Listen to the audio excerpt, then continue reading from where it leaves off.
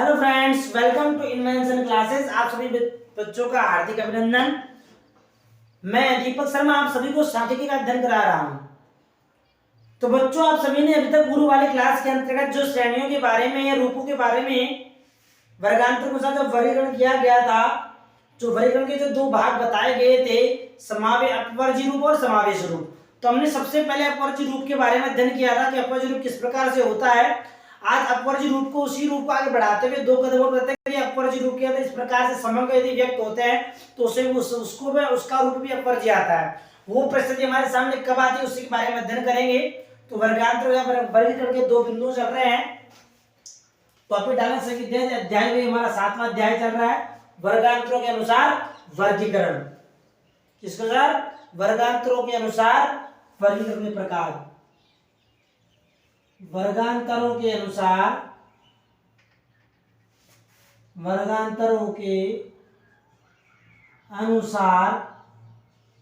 वर्गीकरण के प्रकार या रूप कह सकते हैं। हम दो प्रकार या दो रूप बताए थे। प्रथम तो जो रूप था हमारा अपवर्जी रूप था, जिसका हमने पूर्व वाली क्लास के अंतर्गत अध्ययन किया था। दूसरा हमारा समावेशी रूप। समावेशी रूप के बारे में हम आज की क्लास के अंतर्गत बड़ी प्रकार से समझ लेंगे। अपवर्जी रूप के अंतर्गत कुछ बिंदु छूट गया था हमारा थोड़ा सा, तो आज उस बिंदु को संपूर्ण करते हैं। प्रथम जो रूप बताया गया था अपवर्जी रूप अपवर्जी रूप को आप जान चुके थे। उसमें शेष बिंदु जो तथ्य बच गए तो उसके बारे में अध्ययन करेंगे। तो अध्ययन करने से पहले आप विद्यार्थियों को बता दो, हमारे चैनल को लाइक कीजिएगा, ज्यादा से ज्यादा सब्सक्राइब कीजिएगा और बेल आइकन बटन को अवश्य दबाइएगा। किसी विद्यार्थी को कोई जानकारी प्राप्त करनी हो, किसी बिंदु को डीपली थोड़ा समझना हो तो कमेंट के माध्यम से मुझसे पूछिएगा। वैसे सामान्यतः वो संपूर्ण बात बताई जा रही है, फिर बाय मिस्टेक कोई छूट जाए, कोई बिंदु समझ में नहीं आया तो आप पूछ सकते हो। स्वतंत्र हो इस कार्य के लिए आप। ठीक है, तो हम चलते हैं अपवर्जी रूप के बारे में। जो अपवर्जी रूप में पूर्व वाली क्लास के अंदर हमने अपवर्जी रूप जो पढ़ा था वो क्या था, वो दो मेथड बता रखे थे, फर्स्ट मेथड और सेकंड मेथड। फर्स्ट मेथड में क्या था, सेकंड मेथड में क्या था, उसको तालिका बारे में मैं बता देता हूं एक बार। फर्स्ट मेथड में मैंने लिखाया था आपको 100 परंतु 110 से कम, 100 लेकिन 110 से कम। यहां लिखाया था मैंने 110 ले परंतु 120 से कम, 120 परंतु 130 से कम, 130 परंतु 140 110 121 आएगा यहाँ पर, 110 120 से कम। इस प्रकार से तालिका का निर्माण किया था मैंने आप सभी के सामने। से कम, 140 परंतु 150 से कम, इस प्रकार की तालिका का निर्माण किया था मैंने आपसे विद्यार्थियों के सामने। और भी आगे जो भी कुछ हो सकता है। फर्स्ट मेथड इस प्रकार का था। सेकंड जो मेथड बनाया गया था वो क्या बच्चों, वो हमारा प्रारंभ बिंदु 100 से लेकर 109.99 तक, ये लिखाया था मैंने। यहां था हमारा दूसरा बिंदु क्या था बच्चों, 110, तो 110 से लेकर 119.99 तक। यहां था हमारा 120 से लेकर 129.99 तक। यहां था हमारा 130 से लेकर 139.99 तक। यहां था हमारा 140 से लेकर 149.99 तक। इस प्रकार के मेथड के बारे में इस प्रकार मैंने बताया था कि इस प्रकार का रूप दिया हुआ तो समझना है अपवर्जी रूप होगा हमारा, कहने का तात्पर्य कुल मिलाकर। अब यहाँ पर एक तथ्य बात कही गई, तो क्या कभी कभी क्या तुम्हारे वर्ग समान नहीं आते, इक्वल नहीं बनते हैं। जब इक्वल नहीं बनते तो उस समय जब हमारे सामने इस प्रकार दुविधा उत्पन्न हो जाती है, तो उस दुविधा का समाधान जो किया जाए किस प्रकार से किया जाए उसी के बारे में बता रहा हूँ। लिखना मेरे साथ साथ कि कभी कभी वर्ग की, इसी के बारे में बता रहा हूं, ठीक है। कभी कभी जो वर्ग बने होते हैं उसके बारे में बताया जा रहा है कि कभी कभी वर्ग की निम्न सीमा को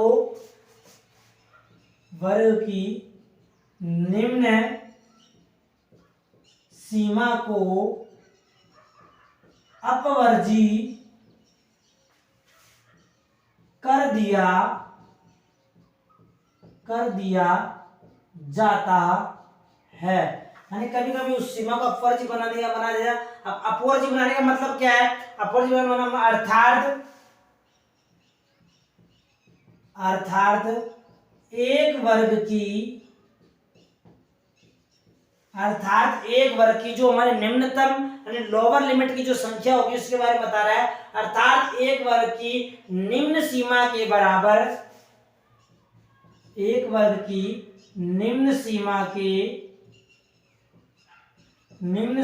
के जो बराबर वाले मूल्य होंगे उसके बारे में बता रहा है कि प्रथम वर्ग की है, दूसरे वर्ग की है, किसी एक वर्ग की। तो एक वर्ग की निम्न सीमा के बराबर वाले मूल्य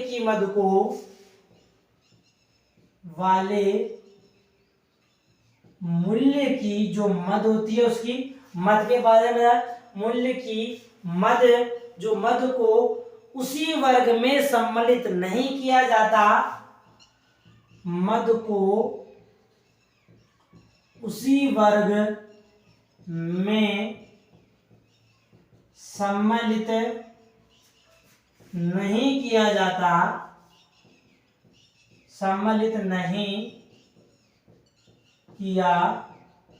देखो यहाँ पर है 109.99 यानी 110 वाला जो मूल्य है यहाँ पर 110 से कम है नहीं। अब वो 100 मान लो किसी श्रेणी के अंदर 110 हमारा मूल्य आ गया तो 110 वाले मूल्य को इस वाले वर्ग में सम्मिलित नहीं किया जाएगा। उसे आपने तो कहने का तात्पर्य ये है उसे आगे वाले वर्ग के अंदर सम्मिलित किया जाएगा। इस बात का यही बताया गया है कि जो हमारा 110 वाला मूल्य होगा उस 110 वाले मूल्य को 110 यहाँ भी है 110 यहाँ भी है, लेकिन यहाँ पे कह रहा है 110 से कम यानी 110 से जो कम होगा 110 को नहीं 110 से जो मूल्य कम होंगे उस मूल्य को इसमें सम्मिलित किया जाएगा। और 110 यदि फिक्स 110 वाला मूल्य आ गया तो उसे इस वाले वर्ग में सम्मिलित न करके इस वाले दूसरे वाले वर्ग के अंदर सम्मिलित किया जाएगा। या इस बात का इस तथ्य का यही अर्थ बताया गया है सम्मिलित नहीं किया जाता अपितु उसे नहीं किया जाता अपितु उसे पिछले जो वर्ग बना हुआ अपितु उसे पिछले वर्ग में ही सम्मिलित किया जाता है। पिछले वर्ग में ही सम्मिलित किया जाता है। यानी पीछे वाले वर्ग में उसे सम्मिलित किया जाएगा जो उसकी उच्च सीमा क्या होगा बच्चों बराबर होता है। जो उसकी उच्च सीमा के बराबर इक्वलिटी कहने का तात्पर्य बराबर होता है। ये अपवर्ज्य रूप है। अब अपवर्ज्य रूप के लिए और दूसरे तथ्य बताइए अपवर्ज्य रूप में किस प्रकार से हो सकता है। इसके लिए बराबर योग कैसे होगा वैसे तुम समझ लो। इसे निम्न तालिका से भी समझा जा सकता है। अब वो तले क्या बताई गई है उस तले को एक माध्यम और बता दिया गया यहाँ पर निम्न तालिका से भी समझा जा सकता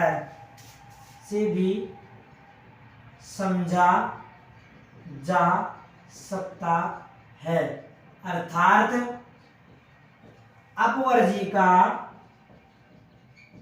अपवर्जी श्रेणी का निम्न रूप भी हो सकता है। जो हमारी अपवर्जी श्रेणी आएगी तो अपवर्जी श्रेणी का इस प्रकार से रूप भी हो सकता है उसी के बारे में बता रहा है। अब वो रूप कैसे होगा वो देख लो यहाँ पर ये लो यहाँ तालिका बनाता हूं वो तालिका किस प्रकार से हमारी होगी। वही वो दो मेथड हमारे पास है। यहाँ पर फर्स्ट मेथड यहां जाएगा हमारा सेकंड मेथड। फर्स्ट मेथड में किस प्रकार से होगा और सेकंड मेथड में किस प्रकार से होगा। फर्स्ट मेथड बता दिया गया है। मान लो हमारे मूल्य यही है इन्हीं मूल्य को रूपांतरण करना है तो इस मूल्य का कैसे होगा। इस 100 से कहने का तात्पर्य क्या है 100 से अधिक। इस 100 का मतलब क्या है 100 से अधिक है लेकिन 110 से अधिक नहीं। लेकिन 110 से अधिक नहीं। पहला मेथड हो गया हमारा, ठीक है, ये नहीं फर्स्ट मेथड।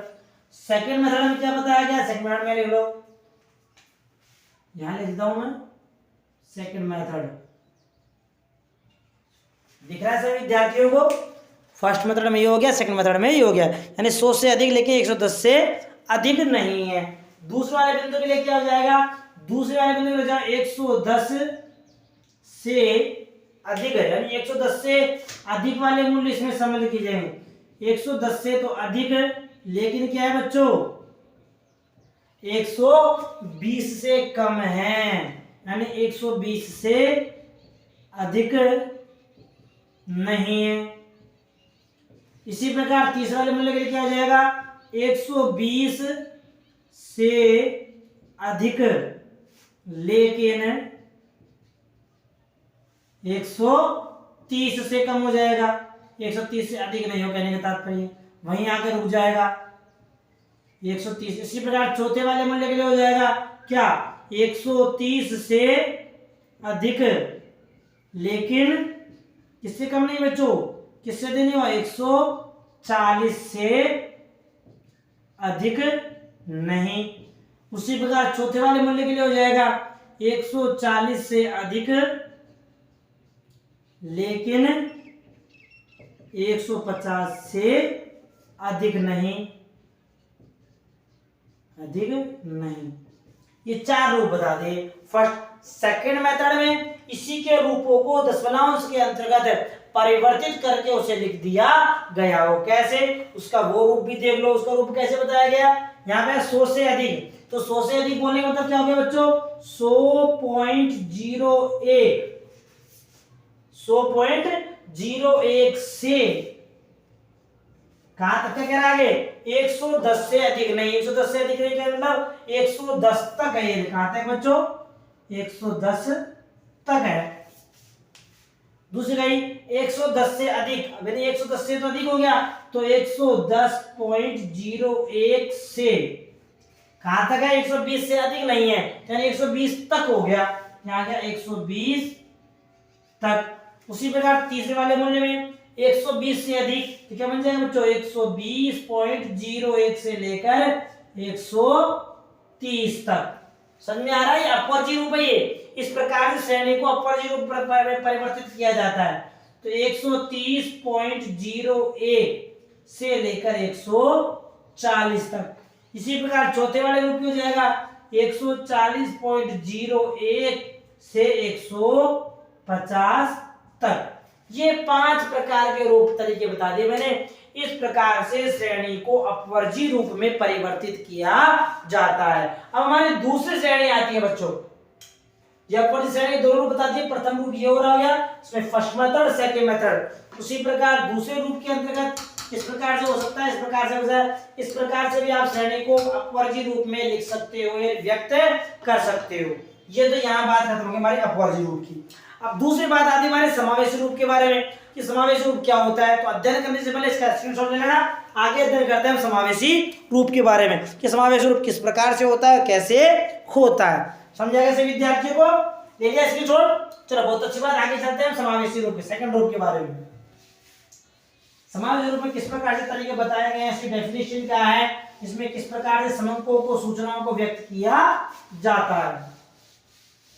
से विद्यार्थियों ने समावेशी रूप, सेकंड वाला बिंदु आ गया हमारा समावेशी रूप।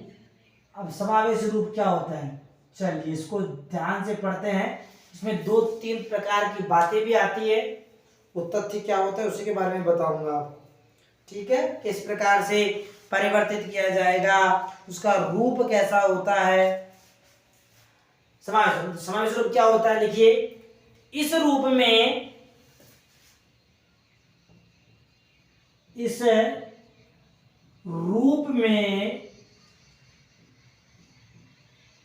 प्रत्येक वर्ग की निम्न सीमा, सॉरी प्रत्येक वर्ग की उच्च सीमा, L2 कहने का तात्पर्य प्रत्येक वर्ग की उच्च सीमा। उच्च सीमा का संकेतन क्या है बच्चों?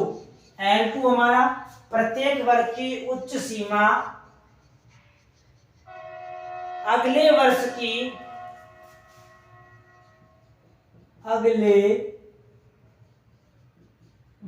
की निम्न सीमा, निम्न सीमा का मतलब लोअर लिमिट यानी L1 के बराबर नहीं होती है, यानी उसके समान नहीं होती। कहने का तात्पर्य है तो समान नहीं होती तो कैसी होती है? अर्थात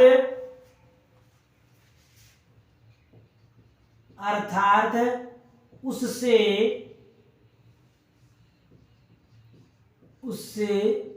एक कम होती है, यानी उससे एक कम बताया गया है। तो ये इस रूप जब समावेशी रूप होगा तो हम पहचानेंगे नहीं। पहली बात तो हमारी यही खत्म हो गई है कि इसके अंतर्गत जो प्रत्येक वर्ग की L2 जो है उच्च सीमा होगी बच्चों, अपर लिमिट जो होगी, अपर लिमिट और लोअर लिमिट, अपर लिमिट और लोअर लिमिट के मध्य में अंतर होगा कितना होगा? एक कम। अर्थात जैसे यहाँ पे 120 है तो यहाँ पे 121, यानी एक का अंतर पाया जाएगा, एक उससे कम होगा। जो भी उसका मान रखा जाएगा, उसका मान यदि एक कम है तो वह रूप कौन सा बन जाएगा बच्चों? समावेशी रूप। यदि समान रूप आ रहा है तो अपवर्ती रूप बन जाएगा, और असमान आ रहा है, कुछ अंतर आ रहा है, एक का, दो का, चार का, जो भी आ रहा है तो वह समावेशी रूप होगा। यहाँ एक बात स्पष्ट होगी हमारी। आगे चलते एक कम होती है। इस प्रारूप में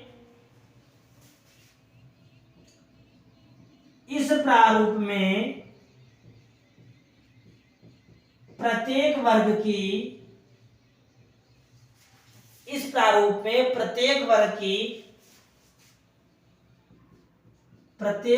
की निम्न सीमा,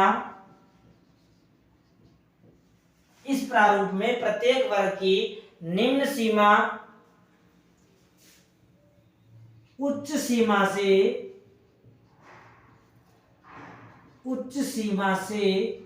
संबंधित,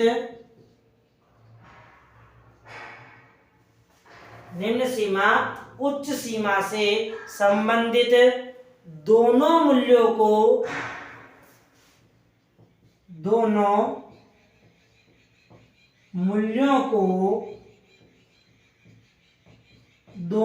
को उसी वर्ग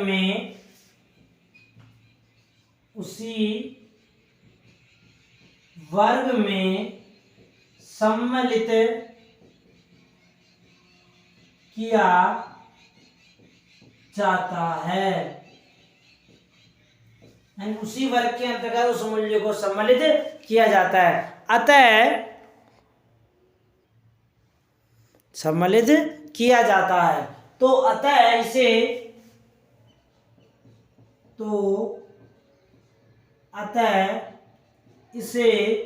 समावेशी रूप कहते हैं। कौन सा रूप होगा बच्चों? समावेशी रूप कहा जाएगा। इस रूप में प्रथम वर्ग की, जो यहाँ ये बात आगे कहने का तात्पर्य है, इस रूप में प्रथम वर्ग की उच्च सीमा,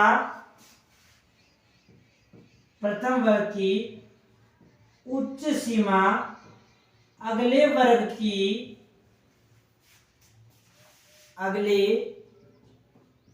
की निम्न सीमा के मध्य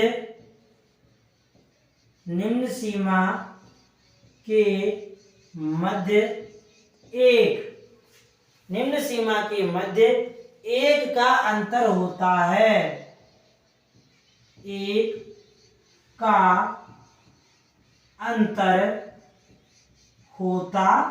यानी उनके मध्य में एक का अंतर बता दिया गया। अब वो एक का अंतर कैसे होगा वो समझ लो। यहाँ पर क्या है अंतर में किस प्रकार से होता है।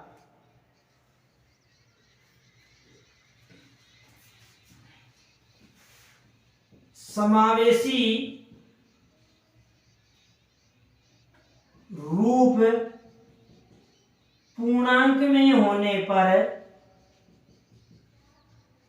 पूर्णांक में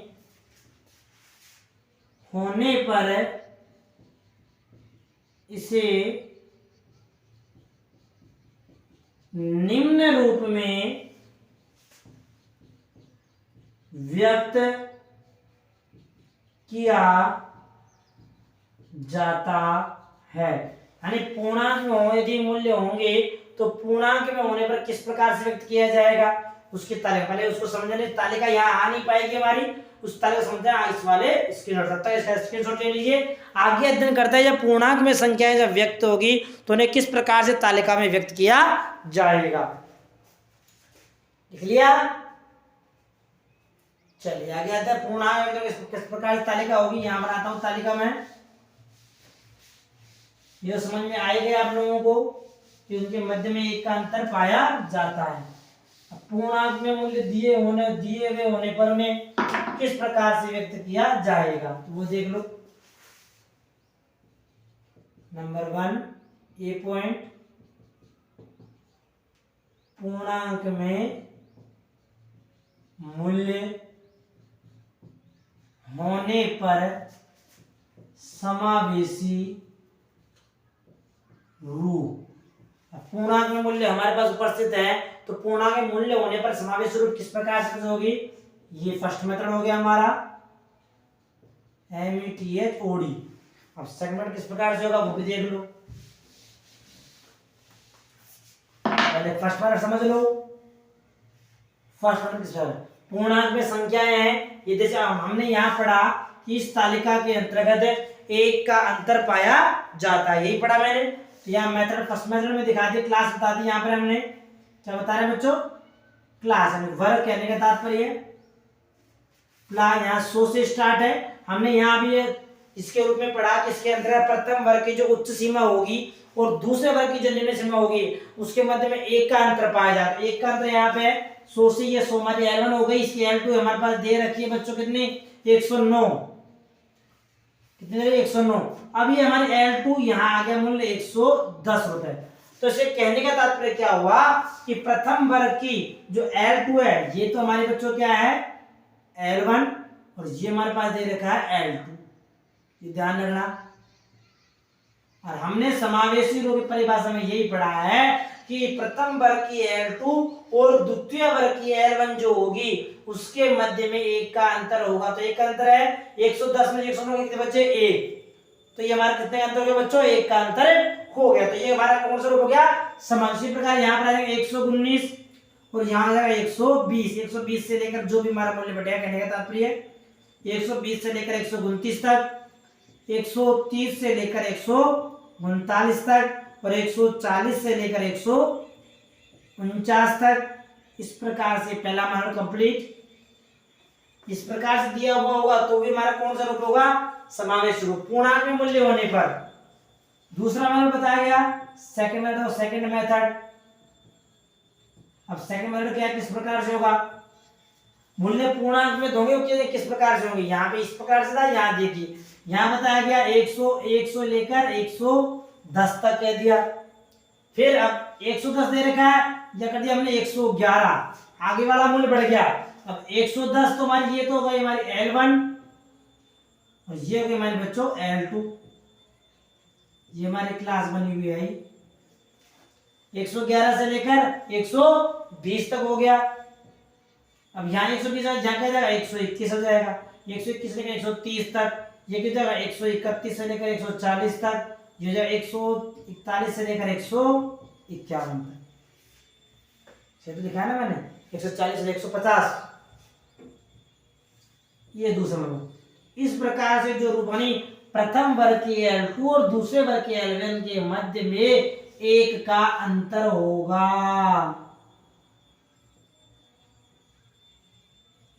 क्या होगा बच्चों, एक का अंतर। किसमें किसमें, इसमें और इसके मध्य में, इसके और इसके मध्य में। समझ में आया ये कि एक का अंतर पाया जाएगा। तो इस प्रकार से जो रूप दिया हुआ होगा वह हमारा कौन सा रूप होगा बच्चों, समावेशी रूप होगा। ये तो हमारे समावेशी रूप। अब हमारे पास एक तथ्य आता है इस जब हमारे पास पूर्णांक में संख्या दे रही हो ऐसे, मान लो संख्या हमारे पास, एक नोट ध्यान रखना, यदि प्रश्न में समावेशी रूप दिया हुआ हो, यदि प्रश्न में समंकों का, क्लासों का, वर्गों का समावेशी रूप दे रखा हो तो हमें उस मूल्य को अपवर्जी रूप में परिवर्तित करना होगा। कैसे परिवर्तित करना बच्चों? अपवर्जी रूप में। अपवर्जी रूप में कैसे? तो वो चीज में यहां देख लो, यदि मान लो यह शर्त के बारे में बता रहा है, यदि, इसको भी समझ लो क्या बता रहा है, क्या कह रहा है इस बारे में। देखो, यदि वर्ग, जो वर्ग दिए हुए हैं हमारे पास, यदि मूल्य दो वर्गों की, यदि मूल्य दो वर्गों में क्रमशः, किसमें? L1 में और L2 में क्रमशः उच्च व निम्न सीमा के मध्य हो तो, क्रमशः उच्च सीमा का मतलब बच्चों L2 व निम्न सीमा का मतलब क्या होगा बच्चों? हमारी L1 के मध्य हो तो, L2 और L1 के मध्य के बारे में बता रहा है, L1 और L2 के मध्य हो तो उसे किस वर्ग में सम्मिलित किया, उसे किस वर्ग में सम्मिलित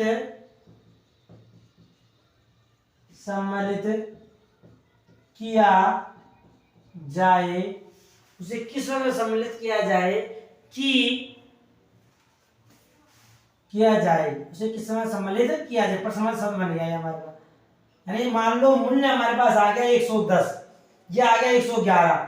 111 वाले मूल्य को हमें इसमें सम्मिलित किया जाए, इसमें। ये मान लो हमारे पास आ गया 110 से 111 मतलब एक का अंतर पाया गया। अब एक जो बीच वाला 110.5 आ गया, कितना आ गया बच्चों? हमारे पास मूल्य आ गया 110.5। अब 110.5 वाले मूल्य को इसमें सम्मिलित करें या इसमें, यहां लिख लो, जैसे 110.5, 120.5, 130.5 जो भी इस प्रकार से मूल्य आ जाए तो हमारे सामने समस्या खड़ी हो जाएगी कि इस वाले मूल्य को या इन मूल्यों को किस वर्ग में सम्मिलित करें, जो ऐसा वर्ग में, ऐसे वर्ग में सम्मिलित करे ताकि हमें सही प्रकार से इनका मापन कर सके। शायद दिखाई नहीं दे रहा, मैं थोड़ा मोटा लिख देता हूँ इसको, ठीक है। जैसे कह दिया इसने 110.5, 120.5 इस प्रकार से मूल्य दिए हुए, तो कैसे दो? तो इस प्रकार की समस्या का, तो यानी तो इस प्रकार की समस्या का समाधान करने के लिए तो इस प्रकार की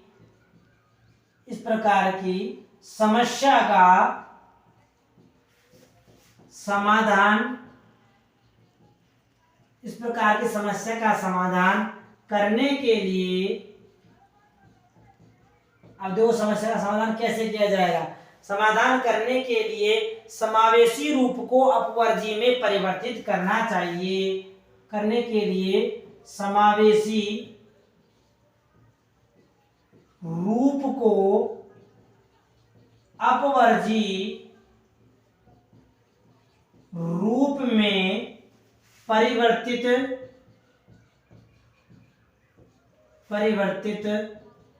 करना चाहिए, यानी उसे उस रूप में परिवर्तित करना चाहिए, परिवर्तित करना चाहिए। अब परिवर्तित हम करेंगे तो किस प्रकार से करेंगे, कैसे करेंगे? तो परिवर्तित करने का नियम क्या है वो भी देख लो। यहां लिख लो, समावेशी रूप को अपवर्जी में परिवर्तित करना। तो समावेशी रूप हमारे पास दिया हुआ है समावेशी रूप को हमें अपवर्जी रूप के अंतर्गत परिवर्तित करना है। किसमें करना है बच्चों? समावेशी रूप को अपवर्जी रूप परिवर्तित करना है। तो परिवर्तित करने का तरीका क्या है? तो तरीका जान लीजिए। समावेशी रूप को जो परिवर्तित करना, समावेशी रूप को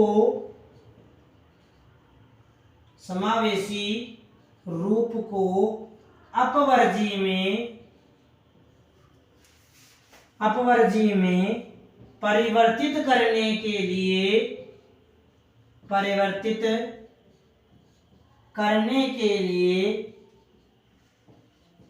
प्रथम वर्ग की अपर लिमिट, क्या बच्चों? प्रथम वर्ग की उच्च सीमा कह दो या उच्चतम सीमा कह दो, क्या है? Upper limit UPPER LIMIT, upper limit यानी कि L2 व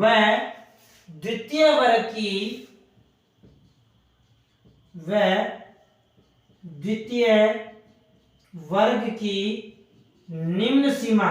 कौन सी सीमा बच्चों? दूसरे वाले वर्ग की निम्न सीमा क्या है? लोअर लिमिट LOWER LIMIT, अरे संकेतक होगा इसका L1 के मध्य अंतर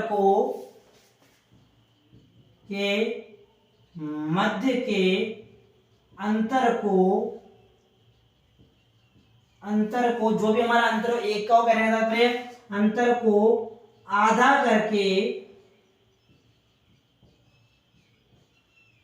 आधा से तात्पर्य क्या है बच्चों? 1/2, 1/2 करके। अब हम 1/2 हम उस मूल्य को 1/2 कर देंगे और हाफ करने के बाद L1 में से तो घटाया जाएगा और L2 में जोड़ा जाएगा। आधा करके उस मूल्य को L1 में से,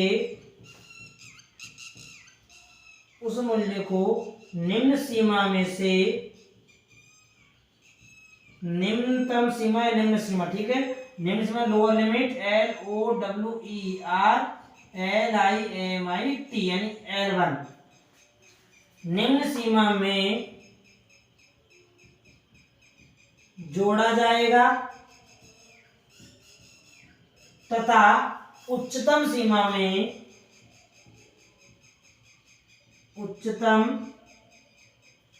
यानी कि L2, अपर लिमिट कहने का तात्पर्य बच्चों UPPER अपर LIMIT यानी L2 में से घटाया जाएगा। अब तो किस प्रकार से जोड़ा जाएगा, किस प्रकार से घटाया जाएगा?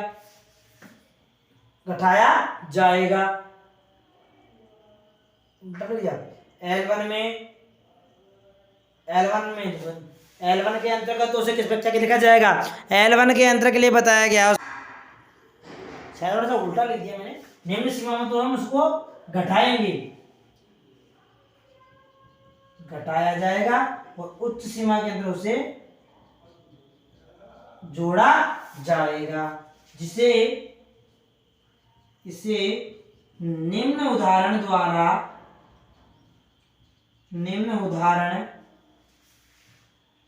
द्वारा समझा जा सकता है। अब उदाहरण क्या होगा?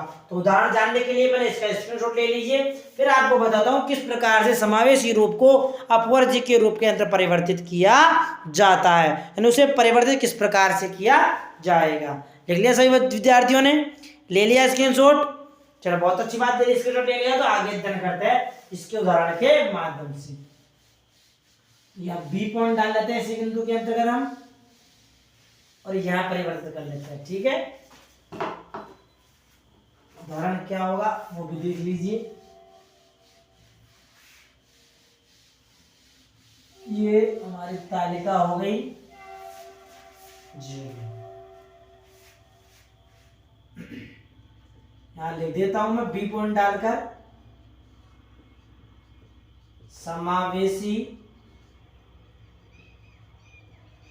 रूप को अपवर्जी में अपवर्जी में परिवर्तित करना। समावेशी रूप को अपवर्जी के रूप में किस प्रकार से परिवर्तित किया जाएगा, वो तरीका सीख लो। इसको लिख लिया, साफ कर दूं? चलिए, बहुत अच्छी बात,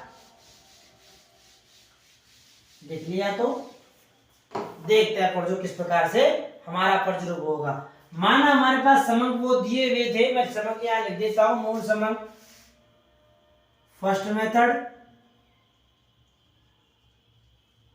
यहां लिख देता हूं मैं मूल समंक। मूल समंक कहने का तात्पर्य समावेशी रूप। ठीक है बच्चों, यहां समावेशी रूप हो गया, और समावेशी टू यहां आ जाएगा हमारा अपवर्जी रूप। अपवर्जी रूप,